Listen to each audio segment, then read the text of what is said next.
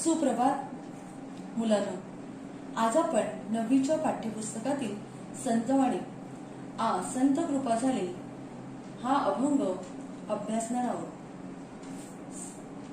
संतवाणी संत कृपा झाली ही कवित्री संत बहिणाबाई यांनी लिहिली. ह्याविषयी आपण प्रस्तावना होऊया. संत कृपा झाली हा अभंग संत बहिणाबाई यांनी लिहिला आहे. या अभंगात संत बहिणाबाई यांनी महाराष्ट्रातील वारकरी संप्रदाय रूपी इमारत उभारणीमध्ये संतांचा मोलाचा वाटा कसा आहे याचे वर्णन केले आहे. महाराष्ट्रामधील लोक कोणी कृष्णाची पूजा करतात, कोणी शंकराची, कोणी विष्णूची, कोणी विठ्ठलाची, कोणी देवींची, महालक्ष्मीची, तुळजापूरची भवानी म्हणा, कालिका माता म्हणा यांची पूजा करतात. या देवी देवतांना मानतात. त्याचप्रमाणे महाराष्ट्रामध्ये काही लोक पंढरपूरच्या विठ्ठलाची पूजा करतात. ते पंढरपूरच्या विठ्ठलाला आपले आराध्य दैवत मानतात. वारकरी संप्रदाय म्हणजे वारी करणारे. दरवर्षी आषाढी एकादशी व कार्तिक एकादशीला पंढरपूरला पायी चालत जातात. त्याला वारी असे म्हणतात. या सर्व भक्त मंडळींच्या समूहाला वारकरी संप्रदाय असे म्हणतात. वारकरी संप्रदायाची निर्मिती कशी झाली? 800 वर्षापूर्वी हा वारकरी संप्रदाय जन्माला आला, म्हणजेच निर्माण झाला. हा वारकरी संप्रदाय अतिशय जोमाने वाढत आहे आणि त्यामध्ये संतांचा कसा मोलाचा वाटा आहे म्हणजे हिस्सा आहे याचे वर्णन कवितेमध्ये केले आहे. आता आपण संत बहिणाबाई यांचा थोडक्यात परिचय करून घेऊया. संत बहिणाबाई 1668 ते 1700 वारकरी संप्रदायातील संत कवित्री. संत तुकाराम यांच्या शिष्या. ओव्या, श्लोक, आरत्या इत्यादी रचना प्रसिद्ध. संत तुकाराम यांच्या काव्य रचनेचा आणि व्यक्तिमत्वाचा बहिणाबाई यांच्या काव्य रचनेवर प्रभाव जाणवतो. भक्ती भावनेचा उत्कट आविष्कार हा त्यांच्या अभंग रचनेचा विशेष. प्रस्तुत अभंगात संत बहिणाबाई यांनी महाराष्ट्रातील वारकरी संप्रदायरूपी इमारत उभारणीमध्ये संतांचा मोलाचा वाटा कसा आहे याचे वर्णन केले. आता मुलांनो, ही संतवाणी मी वाचते. या संतवाणीकडे तुम्ही सर्वांनी नीट लक्ष द्या आणि हातामध्ये एक पेन्सिल ठेवा. समजा एखादा अर्थ मी तुम्हाला तिकडे सांगितला कठीण शब्दाचा, तो पेन्सिलीने तुम्ही पुस्तकामध्ये लिहू शकता. संतवाणी संत कृपा झाली. कवित्री संत बहिणाबाई. संत कृपा झाली, इमारत फळा आली. ज्ञानदेवी रचिला पाया, उभारिले देवालया. नामातयाचा किंकर, तेणे रचिले ते आवार. जनार्दन एकनाथ, खांब दिधला भागवत. तुका झालासे कळस, भजन करा सावकाश. बहिणी म्हणे फडकती ध्वजा, निरूपणा केले पूजा. सकल संतगाथा खंड दुसरा संत बहिणाबाईंचे अभंग. या अभंग क्रमांक 32 यामधून घेतला आहे. आता आपण या संतवाणीतील प्रत्येक ओळींचा म्हणजे प्रत्येक कडव्यांचा अर्थ समजून घेऊया. पहिल्या कडव्यामध्ये संत कृपा झाली. संत कृपा झाली, इमारत फळा आली. आता संत म्हणजे काय तर सज्जन, सत्पुरुष. कृपा याचा अर्थ दया. इमारत याचा अर्थ इथे अर्थ घ्यायचा आहे वारकरी संप्रदायातील विचार. फळा आली म्हणजे काय तर निर्माण झाली. संत बहिणाबाई अतिशय साध्या आणि सोप्या भाषेत सांगतात की संत म्हणजे सज्जन, सत्पुरुष, देवाची भक्ती करणारे. संत हे समाजामध्ये चांगले परिवर्तन घडून चांगले विचार म्हणतात. भक्ती व ज्ञान यांचा संगम संत करतात. कवयित्री बहिणाबाई सांगतायत की वारकरी संप्रदायाची निर्मिती संतांनी केली. संतांची कृपा झाली आणि संतांचा आशीर्वाद मिळाला. महाराष्ट्र ही संतांची भूमी म्हणून प्रसिद्ध आहे.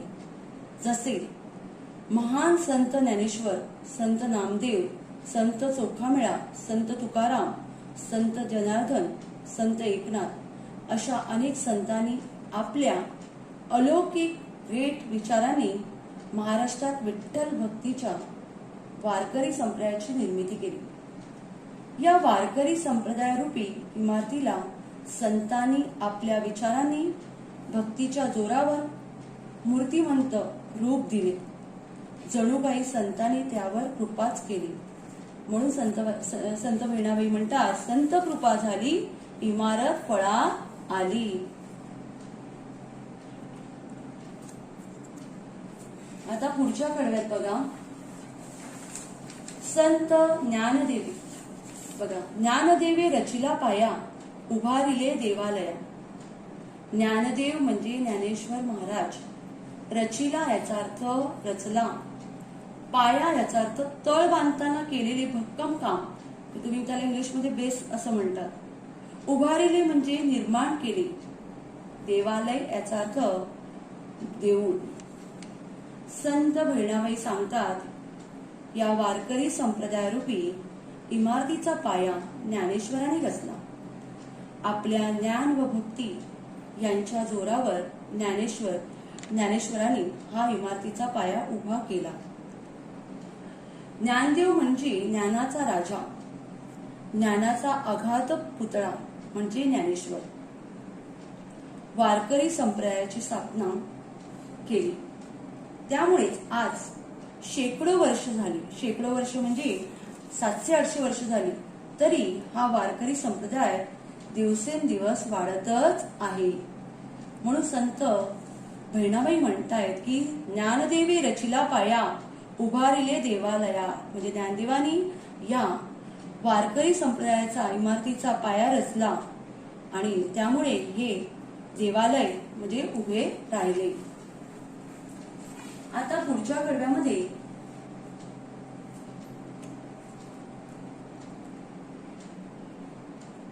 नामा तयाचा किंकर, तेने रचिले ते आवार. नामा याचा अर्थ संत नामदेव. तया त्याचा म्हणजे कोणाचा? वारकरी संप्रदायाचा. किंकर इथे अर्थ घ्यायचे सेवक किंवा दास. आवार म्हणजे अंगण. तेणे याचा अर्थ त्यांनी. रचिला याचा अर्थ रचला किंवा निर्माण केला. संत बहिणाबाई सांगतात, हा वारकरी संप्रदायाचा दास सेवक बनण्याचे महान कार्य संत नामदेव यांनी केले. त्यांनी वारकरी संप्रदायाचा प्रचार संपूर्ण भारतभर केला. तुम्ही जर गुरुग्रंथ साहेब हा पाहिले तर त्यामध्ये नामदेवाचे काही अभंग आले आहेत. म्हणजेच संत नामदेवाने महाराष्ट्रातच नाही तर संपूर्ण भारतभर प्रचार प्रसार केला. वारकरी संप्रदाय यांचा दास बनून जीवनाच्या अंतिम क्षणापर्यंत वारकरी संप्रदायाचे संवर्धन याचा अर्थ जतन व संगोपन केले.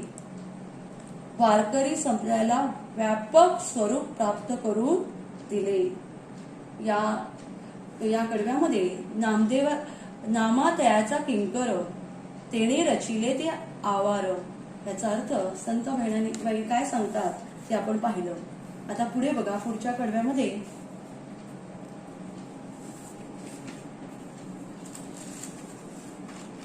जनार्दन एकनाथ, खाम दिधला भागवत. एकनाथ म्हणजे संत एकनाथ महाराज. खांब याचा अर्थ स्तंभ. दिधला याचा अर्थ दिला. संत जनार्दन स्वामी हे संत एकनाथ महाराजांचे गुरु आहेत. वारकरी संप्रदायाची निर्मिती 800 वर्षापूर्वी झाली. संत बहिणाबाई सांगतात की संत जनार्दन स्वामी व संत एकनाथ महाराज यांनी भागवत संप्रदायाची निर्मिती करून वारकरी संप्रदायाला त्याची जोड दिली. त्यामुळे वारकरी संप्रदाय व्यापक स्वरूप प्राप्त झाले व या संप्रदायाला गुरुकृपेने बळकट केले. म्हणून संत बहिणाबाई सांगतात, जनार्दन एकनाथ खांब दिदला भागवत. पुढच्या कडव्यामध्ये, तुका झालासे कळस भजन करा सावकाश.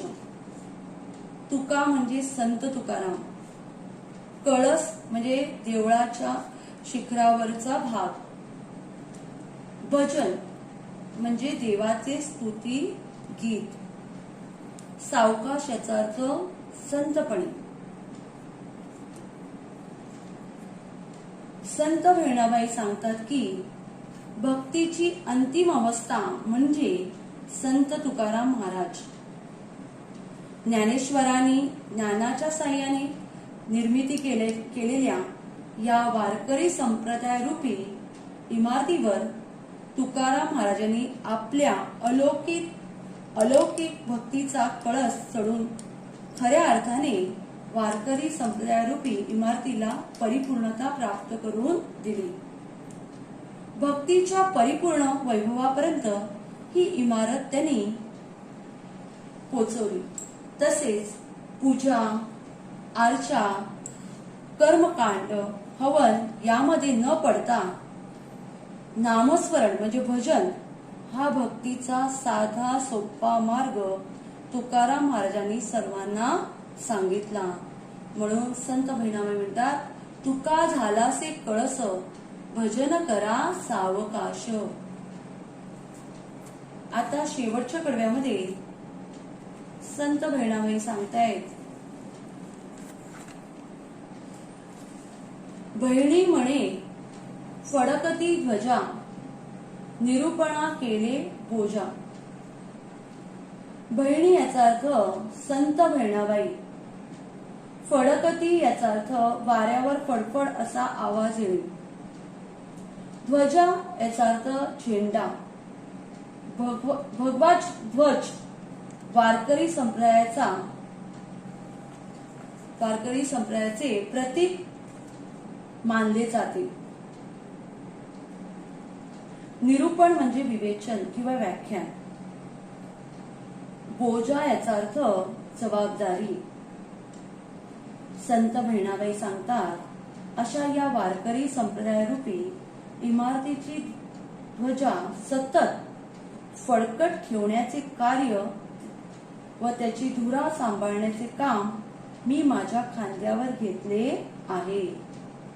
ही एक प्रकारची जबाबदारी माझ्यावर आहे. निरूपणाच्या म्हणजेच विवेचन किंवा व्याख्यान, निरूपणाचा अर्थ विवेचन किंवा व्याख्यान माध्यमातून मी वारकरी धर्माचा प्रचार प्रसार करत आहे. निरूपणातून ती जबाबदारी मी पार पाडत आहे. आणि संत बहिणाबाईंनी या संतवाणीमध्ये आपल्याला सांगितलंय की संतांची कृपा कशी झाली, संत कृपा कशी झाली त्याबद्दल सांगून तिने संतांचं कोणकोणत्या संतांनी काय काय कार्य केले आणि ही वारकरी संप्रदाय रूपी इमारत कशी पूर्णत्वाला नेली त्याबद्दल त्यांनी आपल्याला या संतवाणीमध्ये उल्लेख केलेला आहे. मुलांनो, तुम्हाला या संतवाणीमध्ये जे शब्दार्थ आहेत ते तुमच्या पुस्तकात नाहीयेत.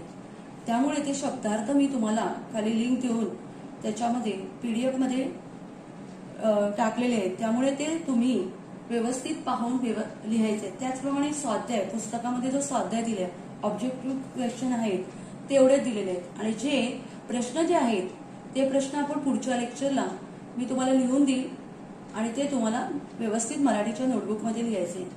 सर्व मुलांनी नीट ऐका की ही जी संतवाणी आहे ही संतवाणी व्यवस्थित वाचा. त्याचा अर्थ, तुम्हाला सांगितलेले शब्द व्यवस्थित समजून घ्या.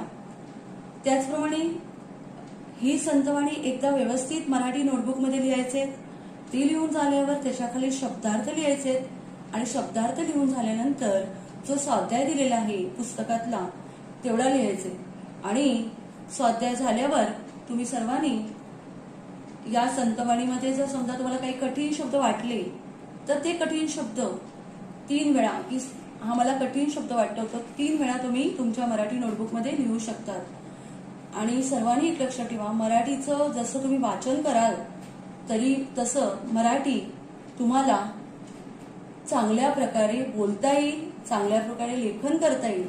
त्यामुळे तुम्ही मराठीचं वाचन सर्वांनी रोजच करायचं आहे आणि लेखनाचा पण सराव करायचा आहे। त्यामुळे तुम्हाला मराठीमध्ये चांगले गुण प्राप्त करता येतील।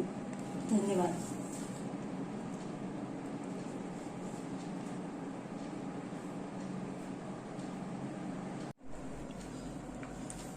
मुलांना आपण आता शब्दार्थ पाहूया।